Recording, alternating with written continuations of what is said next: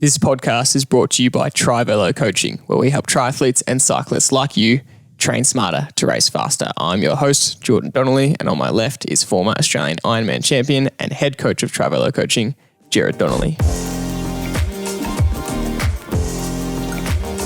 So last week, Dad, you and I both had a crack at a national title. You in the individual time trial and me in the national sprint champs. And we both came up short. We both got bronzes. And after everything we've spoken about with pre-race mentality, what to do in race week leading up to your race and how to execute your best performance, it's just as important in these situations when it's a difficult result to swallow to do a post-race analysis, because every race is an opportunity to learn and potentially make some valuable time gains for your next race and improvements. So today we're going to do a post-race analysis on ourselves, which we'll both admit is a lot tougher when it's a result you're disappointed in.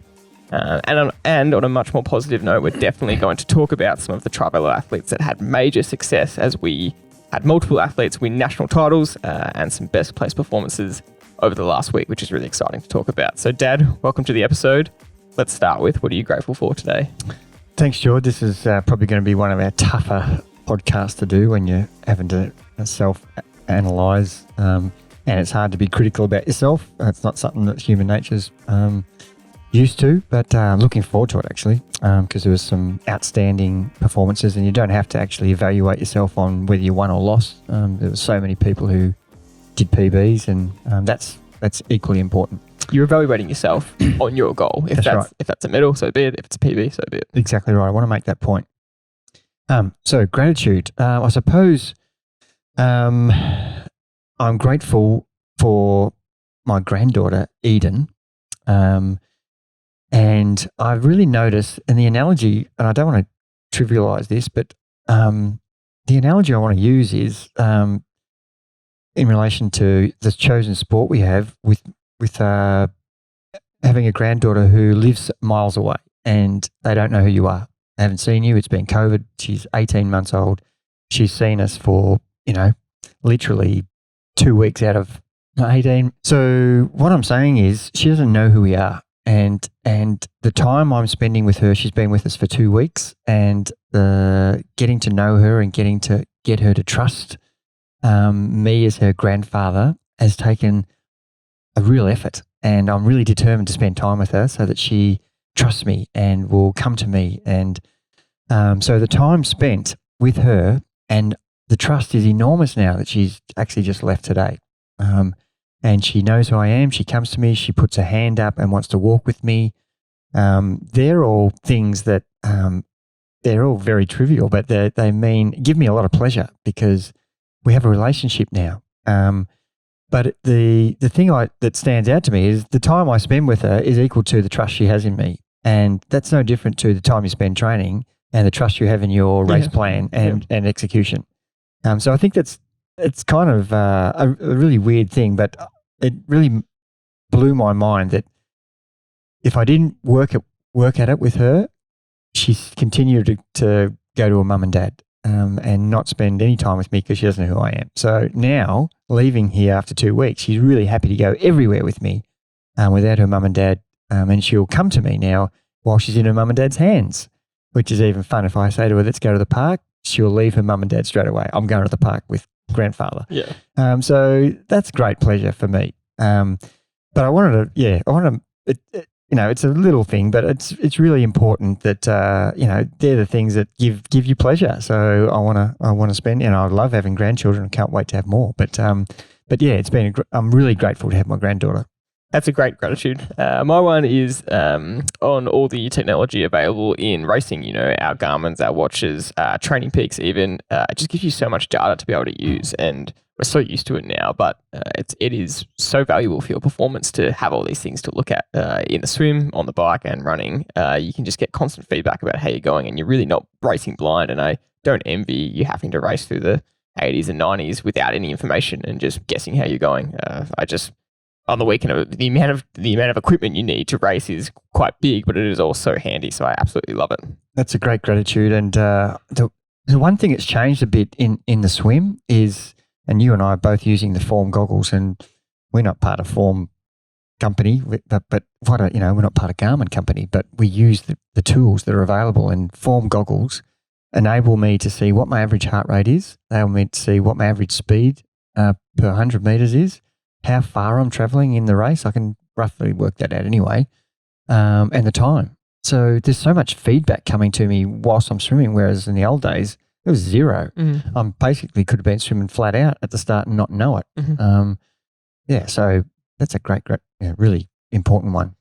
Let's get into today's topic because we lost the national champs, and we want to talk about what happened and how we learned from it. So what are you personally asking yourself after a race, and how do you start this conversation with yourself? And talk to me about what kind of time frame, because there's straight after you finish and everyone asks how do you go, and then there's that night when you go to bed and sometimes you can't sleep because you're thinking about the race, and then the next 24 to 48 hours unfolds. It's a good question to start with, and the post-race analysis starts when you see the time that you did against the other people. So you finish your race, no one knows how well or how badly they did.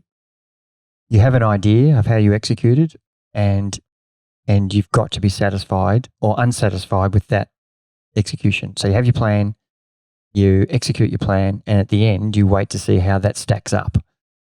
So you could be completely satisfied without even seeing anyone else's results.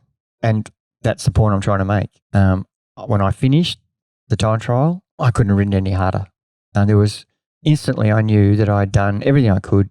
I'd ridden the numbers that I wanted to in each of the sectors. As you know, we broke down the sectors into many small parts, and if someone was going to beat me on the day, then they were better.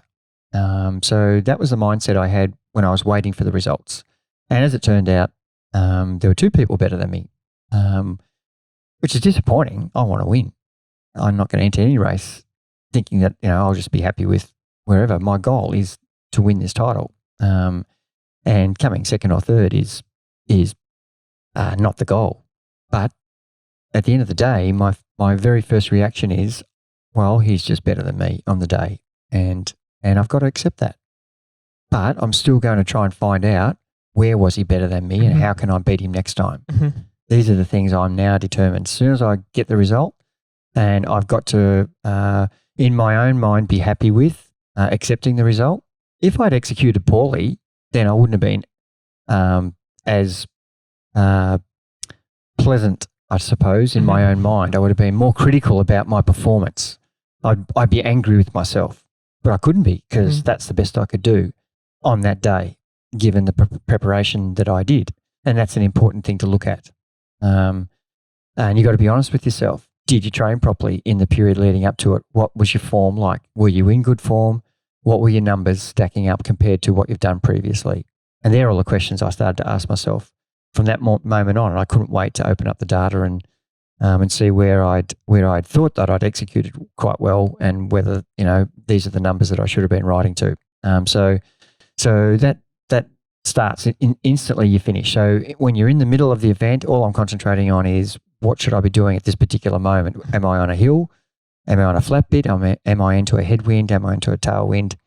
And I'm trying to execute my plan. So I'm not thinking about the result at any point during that. It was a 27 or 28 minute race. So my whole focus is not on the end time or the end placing. It's on getting around the course as quick as I can based on the plan that I'd set. So not much more you can do, especially in an individual time trial where you're basically racing against the clock, and so is everybody else in the race. And at the end of the day, you find out who was quicker. When you're on a head-to-head race with other people, like a championship or a national titles, you only have to beat the others in the race. Like a 5K track national title, it's great to do a good time, but you're actually racing against the rest of the field. And the person who gets across the line first could run 10 minutes slower than their PB and still win the race if they've just jogged. That's scenarios that do happen. So we're talking just about specifically time trialing here. So don't think that I'm disregarding road running or track racing or swimming. Whatever the winning time is good enough to win in a swimming race. If you're swimming a 400 meter swimming race, and you do 10 seconds slower than you did, but you still won, that's the outcome you're trying to do. So, but you'd still be dark on your execution if you went out too hard and faded and just won. So these are the things we're trying to identify to the audience is what are we looking for? And what was your form and how did you execute against your form? And why was your form good, bad, or pathetic on the day? So they're things that I'm trying to search for. And you concluded that your execution was as good as you could do. So what did you go to next? So I wanted to compare. Strava has this really good function. It's called compare. So you can go into your session, and as long as the competitors you're racing against are on Strava, you can actually put the comparison of what you did against them. So that's the first thing I did was that's not the first thing I did. After I'd looked at my data, my power numbers on all the sectors, then I concluded that, I would have liked to have ridden harder on the first section, but I knew that in the recon I did that, and I couldn't ride hard on the rest of the race because it is basically 4 minutes 30 where you've got to ride 120% of your FTP, and I concluded that I couldn't ride at 124, which is what I needed to do to actually win the race. So I retried that and it didn't work. So I had to ride to my numbers. And one of the guys I coach, his text was, where do you think I went wrong? And, I want him to identify this. I'm going to have a discussion with him, but I've looked at his data and he was in the same race as me and he finished one place behind me. I'm not going to mention any names, but he'll now know who that is I'm talking about. And looking at his start compared to my start, and I think I beat him by maybe 50 seconds, and he has been riding equal to me or probably better than me. So I was a bit disappointed with his result, and I now can see where he went wrong. His execution was what caused him to get the result he did. So his overall power was probably 8 to 10 watts higher than mine because that's what his power is at the moment. His is around 290, mine's around 280, 282, something like that. And that's a point that I want to talk about later on. 2-3 months ago, mine was 298 to 304. So that is the problem, not what I did on race day. My problem was I wasn't in the form I was in August, September, October, November. I'm in January and I'm riding 280, whereas in August, September, October, November, I'm riding 298, 302. That's my problem. So getting back to the comparison with where this athlete that we coach go wrong. So his first section, and it is at Fed Uni, it's basically straight up. Then you get a little 20-second recovery before you turn left and go straight up again into a 14 to 16% hill that goes for 2 minutes. And so that total section has got 2 uphills with 1 20-second downhill in between. And you have to ride at 120 to 125% of your FTP. And he's ridden, remember, his overall power is about 8 watts higher than mine, and he's ridden 30 watts higher than me in that first section. For the very first section, and then with a 20-second rest, and then the next section, he's ridden 40 watts higher than me in that section. I wasn't riding as high as I probably needed to, but that's what I wanted to ride. I rode the numbers I wanted to, but he's actually ridden way above. He's ridden 350s and 360s for a 290. I've ridden 315, 320 for a 282. So he's significantly riding higher watts than me. So if you look on the Strava compare, he's gaining time. He's gaining time on me. Yeah. And then once we get up to the top and it flattens out, it becomes a normal time trial where it's just got basically undulations. For the people who don't know what this course is, it's a brutal course. It's got this ridiculous start to it where it's 4.5 minutes of uphill at 120 to 125% of your FTP. Then it goes to a normal course, but in fact it has a tailwind out. So you would probably be riding 95% of your FTP. So his numbers have dropped back to 250, whereas mine have stayed at 270 for the next section. So instantly by the end of the next term, which is 6 minutes of riding, I've already caught back up 15 seconds on him because he's gassed himself too early. And the competitor who beat me in this race, he's ridden nearly 25 to 30 seconds faster than me over this first 4.5 to 5 minutes. Mhm. And already after 4.5 minutes, I'm 30 seconds behind him on the Strava comparison. And that's a significant amount. But he's just riding better than me. I can't ride any harder than that. If I do, I'm going to blow up, which is what happened to the guy we're talking about who I coach, who's ridden, I think, poor execution of Sector 1, which we call Sector 1 is that hill, the 2 sections in the hill. I'm going into a lot of detail here because this is what I think each person who does any event should be doing. They should be gleaning what happened in the race in so many of the sections. Don't just look at your end result. Divide the whole course into 2-minute sections, 4-minute sections. This is what post-race analysis is. So you can actually find how well did I go around this corner? And in this race, there were 9 corners. No, there were way more. We said it last week. I can't remember how many. You know, so there's a second on every corner is 9 or 10 seconds. And I lost second place by 6 seconds, 7 seconds.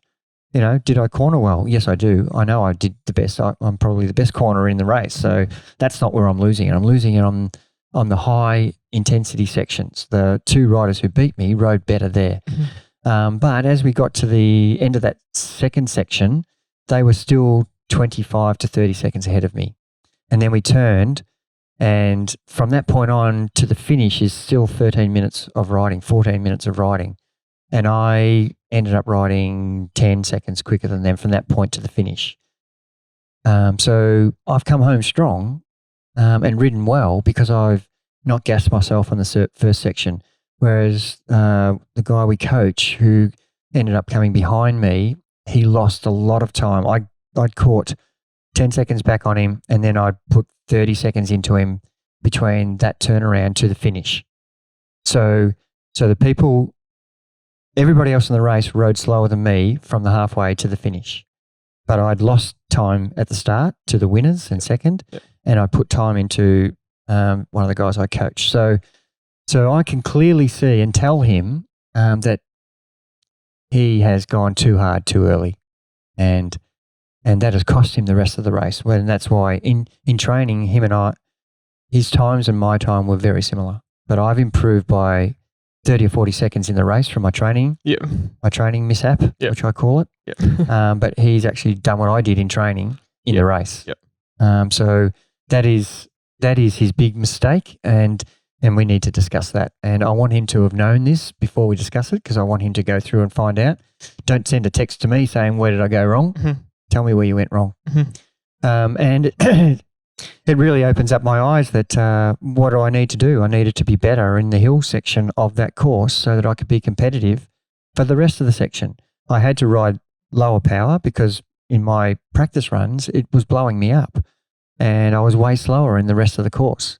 So I have poor form against the winners. That's the problem. So I needed to be having an FTP of 300, not 282. And that would have enabled me to ride 360 watts instead of 320 on that section, which would have enabled me to ride 2 or 3 seconds slower than the winners and then beat them in the second half. So that's my post-race analysis of myself. You know, the next question I ask is, why wasn't I at 300 watts? Why wasn't I at 302 or 298? Why was I at 282? And that's a really tough question to ask yourself. And it's clear that I hadn't prepared well enough. I'd lost form, and there may be many reasons for that, and you have to identify them. Why wasn't I as well prepared as I was in August, September, October, November? And I'm being, harsh on myself. I didn't train as well. Lots of other things were happening around me, but they're my own reasons. The fact is I got to the race in this form. So that's the disappointing part for me. Not my execution, not my preparation of the day, the plan. Plan was all right. Everything I did was fine, except I came to the event in poor form compared to my competitors. Well, compared to myself. Yeah. I'm pretty much 18 watts down, which is nearly 6%. on what I'd been able to do previously. So that's the disappointing part. But at least I understand now that I know what wattage I need to be at to actually be competitive against the guys who are, well-deserved winners. So what specifically do you need to adjust in that final 2 to 3 months? Because you were riding as good a power as you needed 2 or 3 months ago. What went wrong in training, and in what would you change? There's some specific sessions that were getting me to ride at good numbers, and I missed out on those sessions for various reasons, which I don't need to go into that. But that's I can clearly see that there were key sessions in each of the blocks that I was missing, and that's what gets me up for my form to be in this state, and that's my own fault. Whether they were valid reasons or not, that's what happened. So I can't afford to go in to the next time to a major event where it's my A race where I don't do the correct training. Great lesson to be learnt, and it's always easy in hindsight. But when people say what happened, because the expectation is that you should win, and that's it's like someone sticking a knife into your stomach and turning it. What happened? Well, how do you answer that? What happened? I was beaten by a better person. I didn't prepare myself well enough. Well, they're two hard things to say, aren't they? Yeah. When you're so proud about your own expectation and your own performance, to swallow those two sentences is not something I'm comfortable with. And boy, does that give me determination to prepare better next time. And I don't mean the execution or the plan. They were fine. I mean the actual training. That needed to be at a much higher level than it was. And you are really careful with form with your athletes. You are really diligent in not getting them in too good a form 3 months out from their A race, and making sure they're aware of that as well. And that can lead to sometimes panic, because you think, well, when am I going to get in form? Because I'm not there yet. You want to get there sooner. But in your example, you were there much too early, and it fell away. Yeah, but also I wanted to be in that form in those months and then build on that for the race ready phase. And I completely disregarded my own training for the race ready phase. But that's my job as a coach, is to concentrate on everybody I coach. And I think I did a really good job of that with the results we got. But I didn't do a very good job of myself.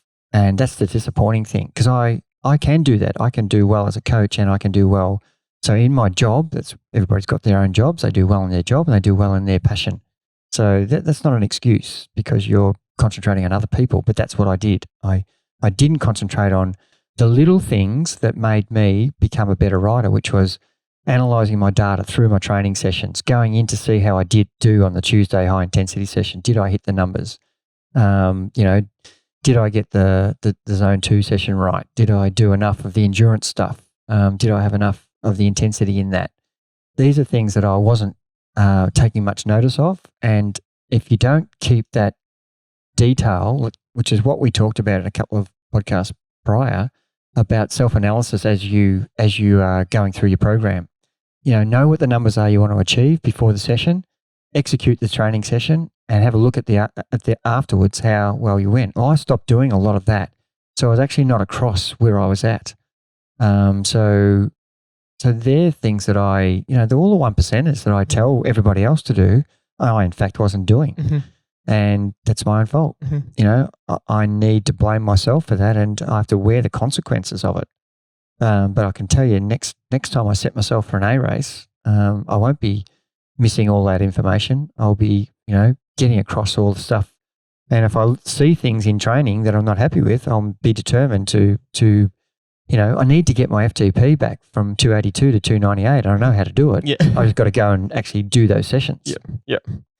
That's really interesting. So across the whole week, there were plenty of examples of successful results, and we've spoken about that. We had 2 individual time trial national champions. We had multiple podiums. We had 2 teams time trial championship winning teams.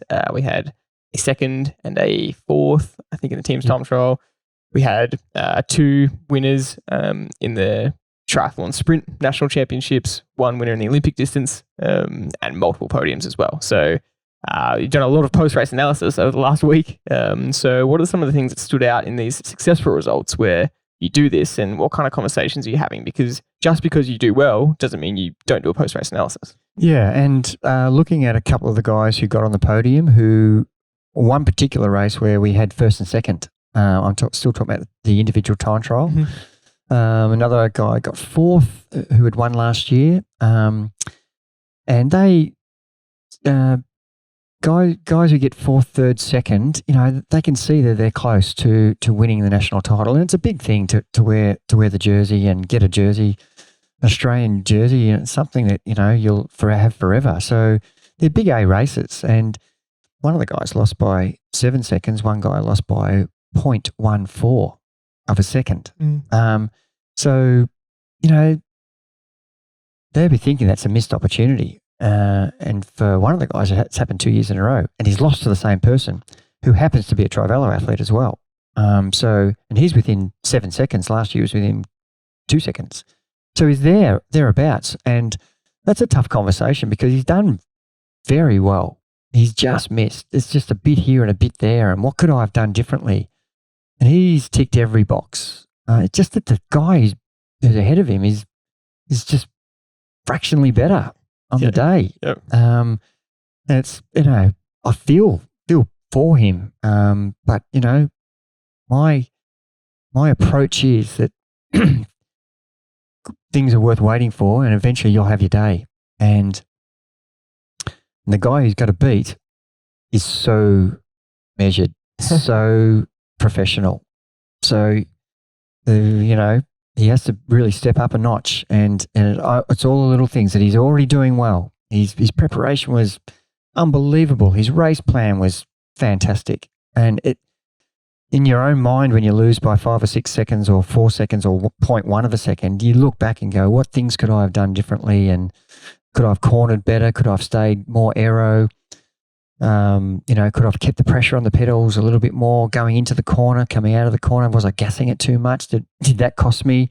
Was I riding over the risers too hard? Did I lose on the downhills? I didn't keep the pressure on the pedals. You go through and analyze it here, there, and everywhere, as you and I have done with yourself, trying to find ways and periods where the guys you're racing against beat you. And that's what you need to do. You need to keep doing that, and then have a concentrated, clear mind on next time. I can do a few things better in training to get my FTP up a fraction. That's the bottom line. If you can be a better athlete in better form, then you've got more chance of being successful. So looking at the two guys who did win, one guy obviously won by 6 or 7 seconds, and the other guy won by 4 seconds. Amazing, isn't it? It is. And so we've had 2 Trivelo athletes win by that margin. We've had 2 Trivelo athletes come second by 0.1 and by 7 or 6.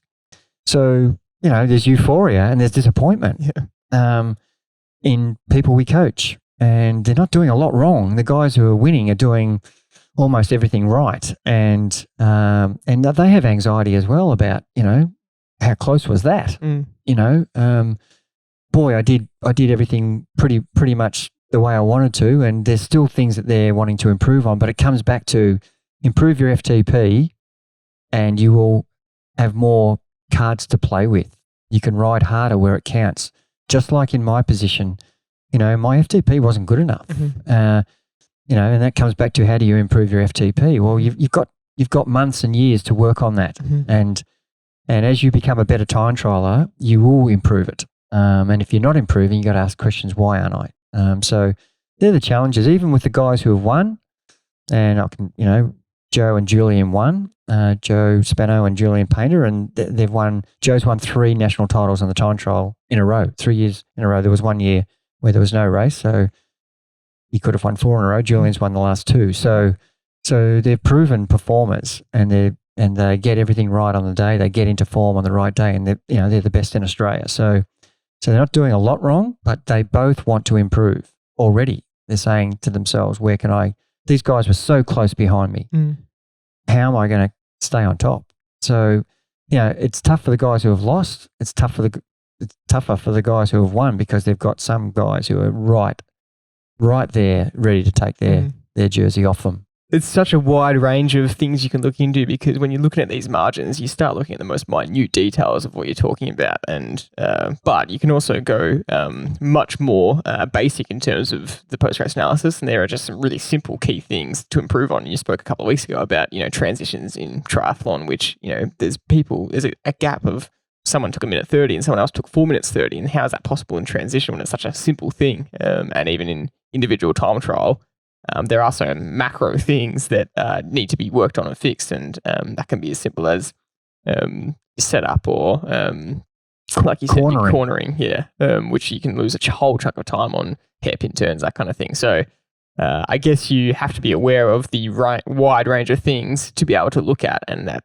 from a bigger scale, there's really simple things, and you can go right into the minute detail of every single section where you could have gained or lost a second or two. The question's always going to be, how can I get better? If I won and I had people finishing within 5 seconds of me, I need to get better because the person who came second, they are so determined to not let that happen again. And so you need to improve, even if you're the winner.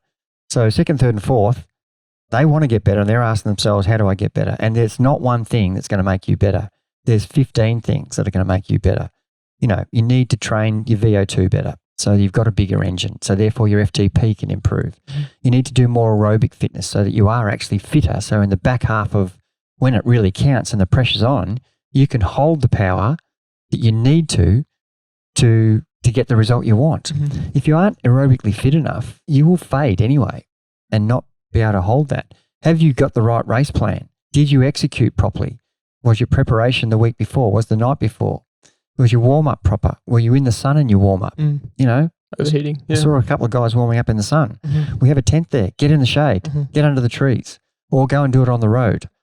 Change some things that if you think that you're not happy with. But there's never one just thing that's going to be the simple, if I just do this, I'll be a better rider. That's actually not.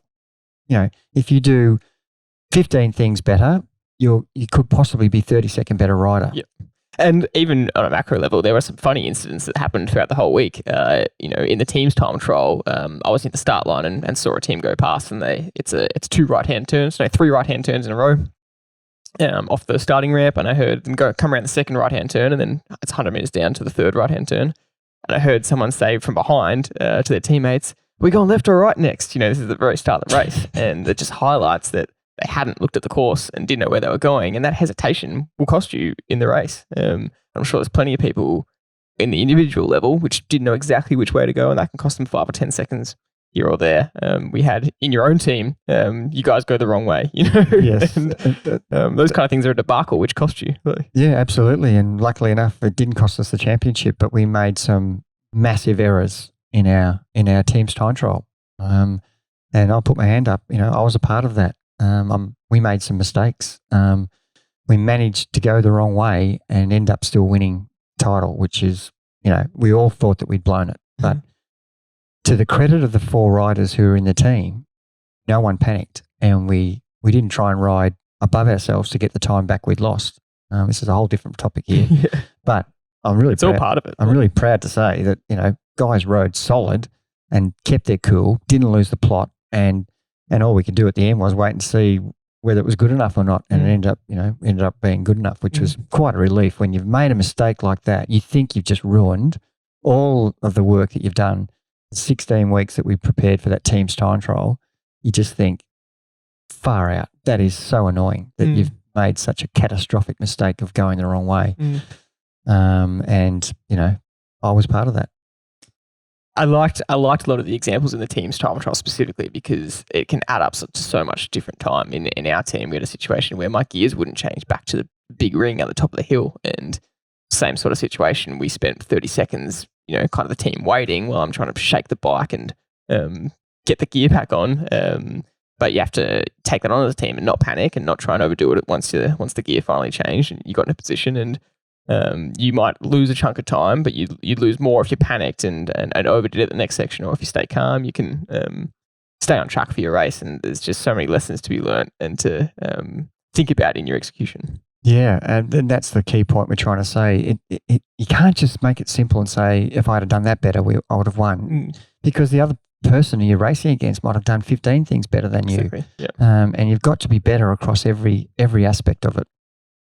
Righto. So normally we would have had this conversation already where we would have dissected my race. You would have called me up as a coach and a dad, I'd say. And we always talk about the race, and we haven't done it yet because we decided to do it on this podcast. So I'm ready for it to happen live. So the first question I would ask you is, George, how do you think your race went? I was disappointed in the end result. I wasn't disappointed in my performance or execution. I think I was just I think I swam okay. I was disappointed in my time compared to other people, and that shows me that my swim's too far back. That was obvious to me. I was really happy with my transitions. I'd done a lot of practice on them, and my transitions were in the top kind of times on the day, which was really worth practicing. My bike, I executed as well as I could, but I think we'll get into this where in comparison to some of the other Trivelo athletes where I would normally be a similar time or faster, I was slower. So there's something to unpack there with feeling like I executed well, but being slower. And then I capitulated on the run and got really bad cramp, which is super unexpected in a sprint distance because it's such a short event. You know, it's an hour 10, hour 15.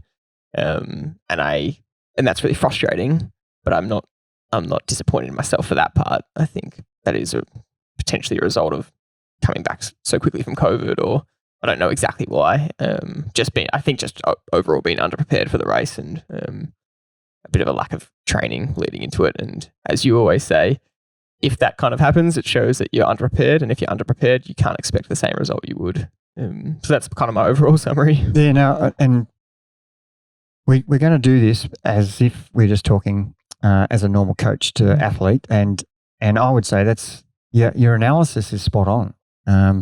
Everything you've said so far, there's clearly you need to do more work in the swim. And we've known that. You are improving incredibly, but now we need to actually, this is going to be a thing that's going to hold you back, and you need to actually do some more work in the swim. And you need to concentrate more on the drills, and you need to add another session of drills into your swimming from the sessions that you're doing already. And this is going to take time. It's not going to improve in 3 weeks. It's going to take you a full year to get your swimming where you want it to be. But as if I would talk to you as an athlete. So for the listeners out there, you're getting privileged information here about where I see this particular athlete, who happens to be my son, in the field as a triathlete. And I would be, trying to be not too blunt, but telling the home truths. But you already know that. And you need to improve your swimming because you haven't come from a swimming background like your brothers were, because by the time they'd had enough of swimming squad, you'd hardly done any swimming squad. So you missed out a little bit. You are a competent swimmer, but you weren't a swimming squad swimmer. And there is a huge difference. The people who swim in the swim squad can pick up swimming really quickly and resume their swimming ability, whereas you didn't have a lot of racing practice as a junior, but you have really concentrated on improving your stroke. So, through Brenton Ford with Effortless Swimming, we have really improved most of our athletes in the swimming area because the drills are so unbelievably good. And we've done a lot of podcasts about this. Even Joe Friel said, if you're not prepared to do the drills, you're not going to improve. And so that. So that's the first thing I would say. You did the best you could in the swim section, but there is so much more improvement, which is kind of exciting. And you've just got that ahead of you. You need to, you can't say, I need to improve my swimming if you're not prepared to do the work, which you are. So transition-wise, can't fault it. Really happy with the way you've actually practiced it. And I need to tell listeners, you actually stubbed your toe in practice 4 triathlons ago, which stopped you from running for nearly 3 weeks.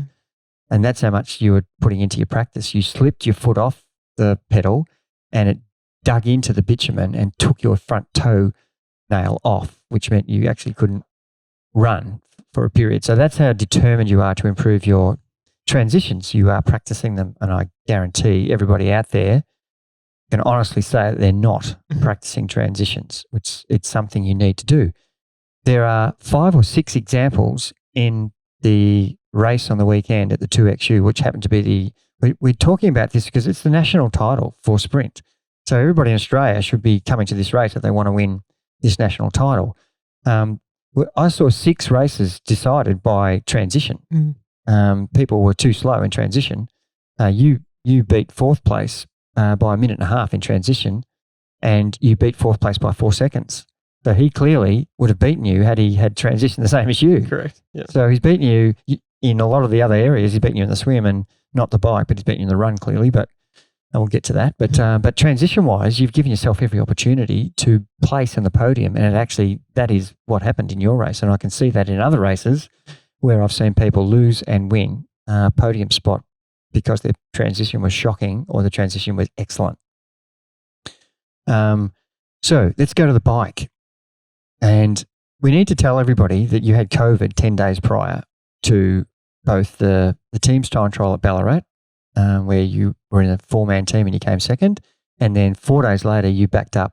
That was on the Thursday. Then you backed up on the Sunday and did the sprint distance. We originally weren't going to do any of the races because I'm a big believer in if you have a virus, it's really dangerous to do high intensity activity and you could do damage to your body. So I'm not going to do that to my son. So I'm really questioning the motivated athlete will say, yeah, I'll be fine. And you are motivated and you want to race. You are a racer. But we had to really think carefully about whether this is a good thing to do. And each day in your progression from COVID, every day was starting with recovery ride, recovery run, then easier ride in zone 1 and 2, then stepping up to a little bit more zone 3, and all the time asking you how you're feeling, are you coping, is your heart rate? And your heart rate was really high all through these easy sessions compared to what they should have been. It was 10 or 15 beats higher, and that's not a good sign. That shows you that the virus is still there. So for everybody listening, these are things that you need to be asking yourself, is it worth the risk? And it's not. That is because you could end up with chronic fatigue or swollen glands or glandular fever, or if you're pushing your body ahead of when it's ready for high intensity. And if you put yourself in a race, I'll just do it easy. You don't. Yeah. You are not going to just do it easy. You're a competitor and you're going to do it as hard as you can.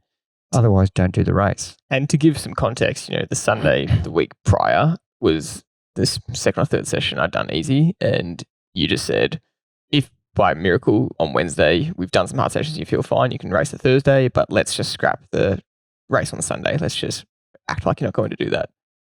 But then the couple of hard sessions on the Tuesday, Wednesday gave me a lot of confidence because although my heart rate was high, I was feeling fine. And so you said, well, give the race a crack. And because it was a team's event, I was able to be a bit protected. We had a strategy in the team to me not do as much work at the start. And if I can help at the end, that's so be it. But got through that race comfortably. Although again, the heart rate was high, and that gave confidence to say, actually, I think I can race on Sunday.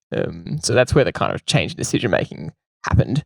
But there's still so many unknowns about how you're going to respond. Yeah, and the fact that you've done a couple of little efforts, 4-minute effort, 6-minute effort, a couple of 1-minute efforts, a couple of 30-second efforts, and your heart rate was really high in the leading up sessions, and then your heart rate was massively high. You had a peak heart rate of all time on that Thursday team's time trial, where you weren't actually riding as an individual, you were riding in a team. So that's quite significant, and that's a little bit scary for me.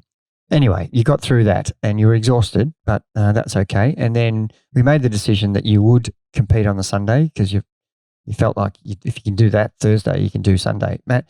And we learned a lot of things on the Sunday because in the bike, you actually rode, compared to your previous 2XU race, you rode fractionally better numbers, slightly slower speed. Sweep is 43.5 and you were 42.9 for this one. But it had 3 times the amount of turns. So the previous race only had 3 turns. This had 8. So your speed is going to be a little bit slower because of the turns. And that's just the fact of the race. Mm-hmm. But the power was a couple of watts higher. So you actually rode higher power for slower speed. That's due to the turns. But it was fantastic that you were able to ride that power. especially after, only 7 days previous being unsure whether you're actually going to do the race. So really was happy with your execution. One thing that I did pick up was your power in the first 5 to 8 minutes was 15 watts to 10 watts lower than it was for the last 15 minutes of the ride. So you rode 300 and something watts for the 305 watts for the last 15 minutes, and you rode 280 for the first 15 minutes. So you executed well, but you were too slow in the first section. Why were you too slow? You're too gassed because you're not fit enough in the swim. And if you improve your swimming fitness, and that will improve your speed, you will be able to cope with riding higher power straight away.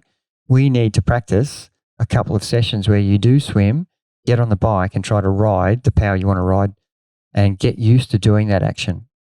Because clearly I did the same thing. I was probably 20 watts lower in my first 10 minutes than I was in my last. And that showed that I was gassed as well. So they're two areas that both of us need to improve on. So I'm telling you, the listeners, this because I want you to go and have a look at your data. And what were you doing in the first 5 minute power? What were you doing in the first 10 minutes? What were you doing in the first 15 minutes? Then go to the last 5 minutes, 10 minutes, 15 minutes. I'm not talking about when you put your shoes in to your feet and clip in. I'm talking about once you've been time trialing properly. Well, there's some time there for yes, clipping. You need to get the clipping done properly. But I'm not talking about when you're taking your feet out of the shoes. I'm talking about when you're riding properly in the race. In the middle section, you should be, what did you do? For the 40K race, it was 3 laps. For the 26.7K, it was 2 laps. What was your first half? What was your downwind? What was your headwind? What was your second half? Downwind, headwind. Have all that data written out. Have a look at it. You can't make judgments if you don't have the data. You've got to go and extract it. So, I'm dividing it into laps. I'm dividing into one direction, the other direction. And, we always say the biggest gains in time trialing is in the hardest parts. And it was a basically pancake flat course with, 2 or 3 metre rise past Fitzroy Street. But it had a little bit of a wind. So the harder part was on the outward bound to Elwood. You needed to ride higher power there. And the faster time back, you need to ride a little bit less power because you're riding the same speed as other people. The biggest gains when the bike's going slower, as we know. So I was really pleased with the way you executed. I was really pleased with the way all of the Trivelo people executed. I looked at every single one. 100% rode stronger in the second half than they did in the first half. That's the first. That hasn't happened too many times. So that was fantastic to see that. Quick question I would have, because it worked out well that the kind of third sector was the headwind. So you want to go harder there anyway. But mentally, I was trying to go a bit harder because I don't actually want to feel as gassed in the fourth sector coming into getting off the bike. I'd rather back off a little bit and just let the legs recover a little bit heading into the run. I don't want to have as much lactic as possible. Is that a fair tactic to really kind of, let's say I'm trying to push 5 watts higher on that third sector, maybe go for 10 watts instead, and then back off 10 watts on that tailwind, sector 4. And also, the second part of the question is, what if it was the opposite? What if sector 3 is a tailwind and then sector 4 is a headwind and you're kind of gassing yourself a bit getting off the bike? Great question. No, you do not go way above. You continue with the plan. You don't want to be spiking. Spiking causes all sorts of problems. The heart rate spikes, your nutrition gets used quicker, you lactate more, and you actually feel more tired. That's the end result. You actually feel more tired. So the minute your heart rate starts to spike, you're putting yourself under pressure. So you're better off being at the top end rather than being above the range in the harder part. And therefore, coming into the tailwind, you are still controlling everything. You're keeping it in the right ranges. Every time you spike, it's burning a match. So you don't want to be way outside the range because, this is the hardest part. And the example is that time trial at Buninyong with the hill. I tried that in training and I couldn't ride the rest of the race at 15 watts lower. So, go and try it if you want, see what happens. But I can tell you that'll be the result. So a good question. And so I was really happy with the way you rode, except the only thing I can pick up is we need to be riding the power you want to ride for the whole ride. the listeners need to understand, I'm not trying to tell you to ride slower and then build progressively faster. I want you to ride the power from start to finish. Yeah. That is for the headwind, that is for the tailwind. And that's the number you need to ride. And if you can ride better than that on the day and you still run well in the post-race analysis, you can work that out. Did it affect me in the run? If not, great. These are numbers we can now aspire to. But you need to be actually riding it from the get-go. Once you've got your legs out of the swim, now they're on the bike, there's got to be as quick a point where you hit your target straight away. And that would be the thing you need to work on as our analysis of your race. You did pretty much everything right. And I think the people who you're used to riding similar times to actually got their legs quicker than you did. And I think that could be, 4 or 5 seconds there or 10 seconds there. Mm-hmm. And don't forget, you're in COVID form. You're not in form that you should be able to ride as these other guys hadn't had any effect of illness. So, you only have to be off 1 or 2%. And it's the footy analogy. If, you don't come to the game, even though you could be playing the bottom team, if you're the top team and you're off 5%, you will get rolled by the bottom team. Mm. So the same thing is when you're on the bike, if you happen to be 1 or 2% off, that'll cost you 30 seconds. And that's what's happened to you. My analysis for you is you've got to take into consideration the illness. Mm. And these aren't excuses. These are actual facts. If you didn't have an illness, I'd be saying you have to improve your training. Yeah. But we also know that in that 7 weeks from the last race, you've basically only had 2.5 weeks of proper training. So in actual fact, your ride was quite good. But when we get to the run, the virus has actually had a massive impact on your run because you basically stopped for 2 minutes with cramp in your hamstrings. And, that's not normal. You're a 16:20 5K runner and one of our really good athletes, Kelvin, who won the national title, Kelvin Amos, who's a 16:05 5K runner. Well, he's run around 17 minutes. You've run 20:30. You're a 10-second different runner, and over 10K, you're slightly faster than he is. So I would say you would have, if you pushed yourself hard on the swim and bike, you would have a better back end because you are a faster runner over 10K. But you're actually 3 minutes slower, and it's only because you stopped for up to 4.5 minutes with cramp. So you've actually run okay when you're running. You've been running the right pace, but because your body's shut down on you, and it's really a combination of the lack of training fitness you had in that 7-week period between the two races, and COVID was the final straw. Your body's not coping well at that high intensity, high heart rate. Your body shut down. Even in a short event, you can get cramp at the highest level. You're trying to run 320, the 325 pace, and you're barely running 335, 345 pace. So my analysis for you is fantastic effort to actually get to the start line. The run, maybe you rode fractionally too hard in the ride because of the form you're in and because you had COVID. You needed to take that into consideration a bit more. And that's easier to say that, but you're competitive and you want to, the numbers you're trying to ride to, and you hit those numbers, but it actually affected you in the run. Had you ridden slower, you possibly could have run faster or not stopped with cramp. Mm-hmm. So you would have probably ended up with maybe an 18:30 instead of a 20:30. And would those 2 minutes, would you have, if you'd ridden a minute and a half slower, it would have come to the same result probably. So going slower on the bike is not normally what you would have to do, but it's because of the COVID and the preparation you'd done has caused you to really not have a run that you're proud of. So that's hard to hear, but that's just the facts, unfortunately. And as you say, it's if you go into a race underprepared, you have to expect an underprepared result. And yeah, it's a run at the end. It's not a walk run. And unfortunately, that we've spoken about that a lot, and it happened, and it was pretty frustrating. But do you see that as a fair analysis of? Is that anything unfair that I've said there?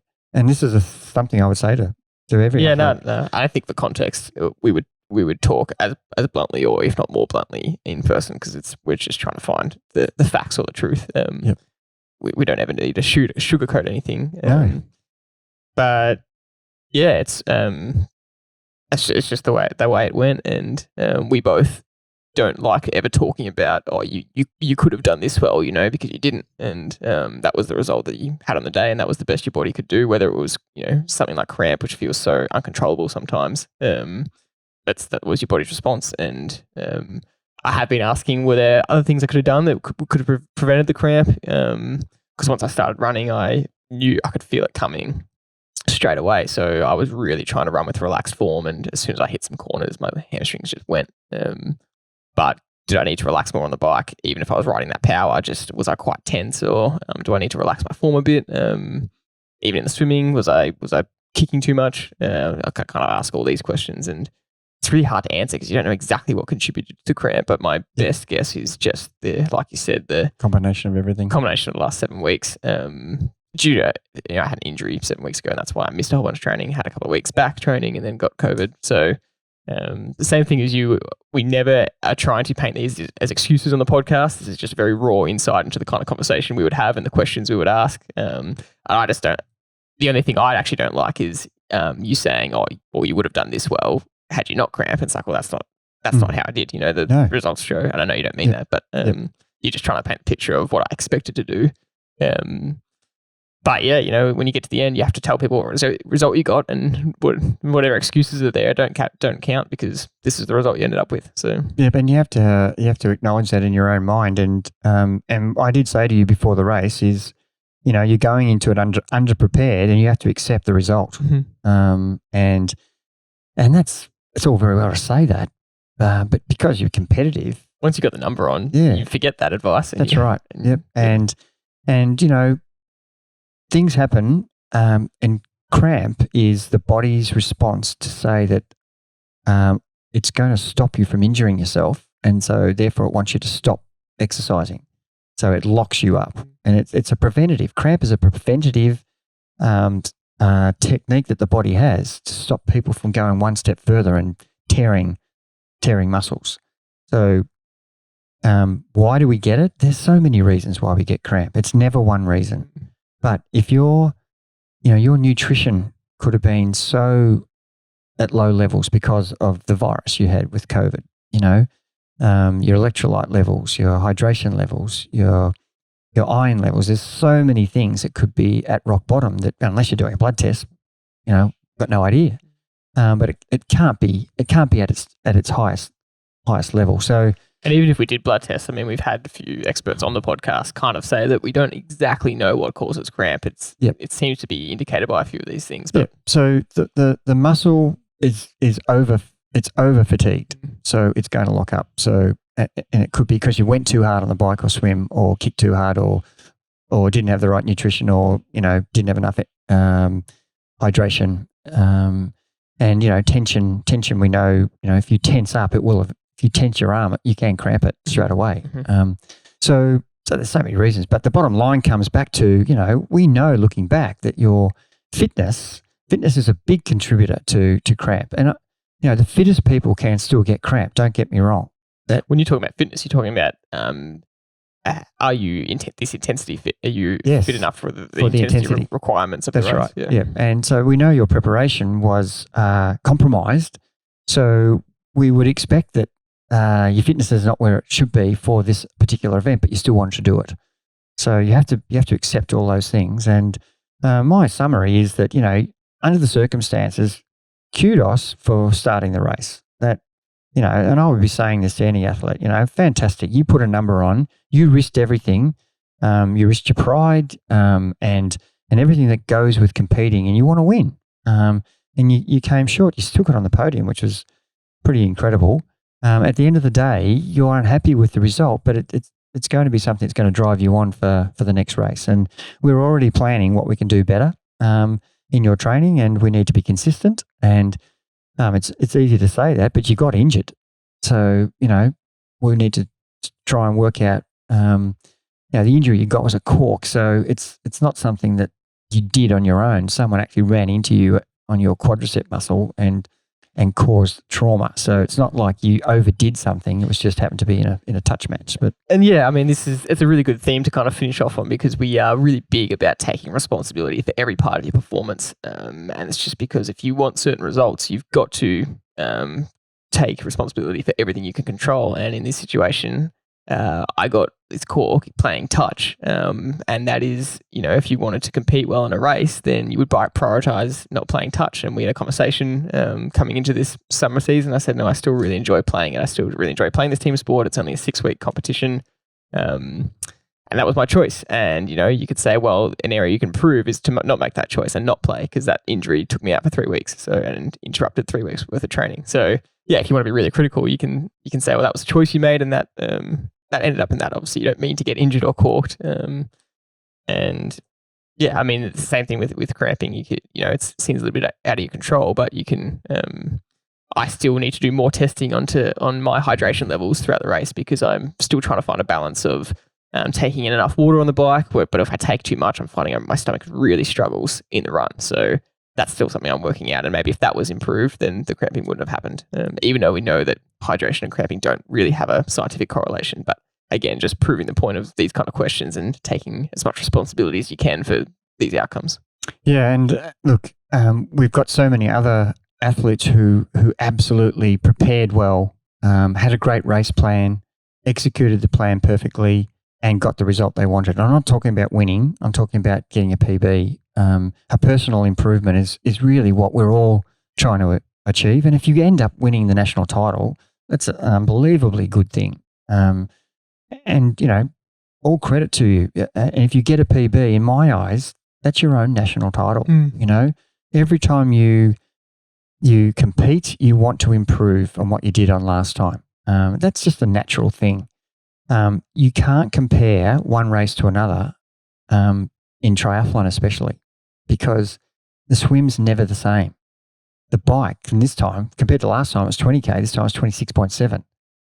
The conditions of the day, and the run was 5K, and some runs are 5.3, some runs are 4.9. So you need to compare your average power, your average swim pace, and your average pace on the run. They're the three things I'm talking about as PBs, and also T1 and T2. So don't look at the actual finish time of the race, because every day the weather is different on any given course, and there's no, unless you do exactly the same course with exact same weather conditions, then that's the time you can compare. But you can't compare race to race. You can only compare your swim speed per 100 meters, your T1 time, and it might be that T1 is 6 minutes this week and 1 minute the following week, because it's 100 meters compared to 400 meters.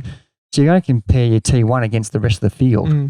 You can compare that because it's less of an ability thing and more of a skill thing, whereas you can't compare your power to the rest of the field because your power is your own individual power. That's right. Yeah. So on the bike, you're just wanting to compare your power to the last time and your average speed. And we've proven in this analysis that you rode better power with a slower average speed because it had more turns in the course. So therefore, every time you turn, you slow down. Slow down into the turn, you slow down out of the turn. And turning left as well, turning left and right. So average speed is good. Power, if it's working correctly, is more you should be looking at. For comparison, I'm talking about. Average speed is important because that shows how fast you're riding compared to everybody else.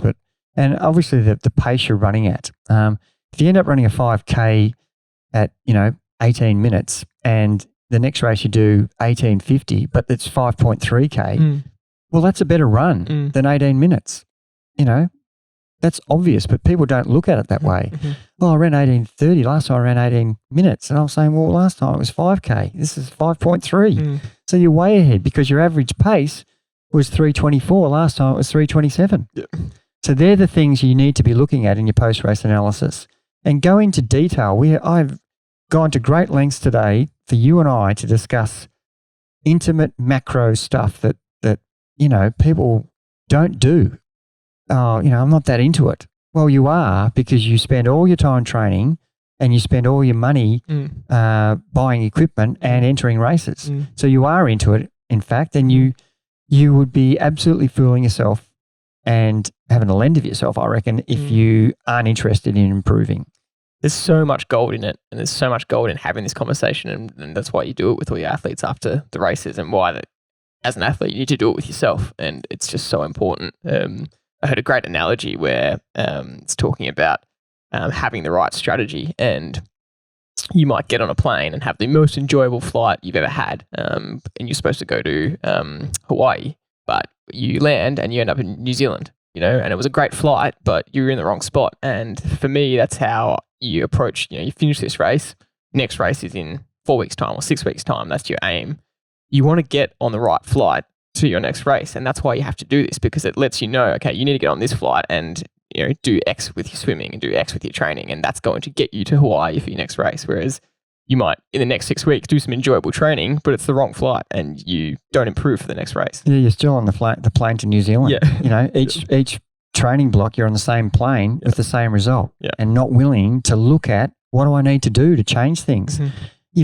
Unless you're willing to look at what you need to do, then just keep doing triathlons the way you are, because you won't improve and you won't aspire to it. And I think it's a cop-out for people to say, oh, it doesn't mean that much to me. It does. If you're doing all this effort, it means everything to you deep down in your own mind. Outwardly, you can say that, but everybody wants to be a better version of themselves. You get such an affirmation from knowing that you improved. Tell me you don't, because I don't believe it. The minute you do something better than you've done before, it's a great feeling.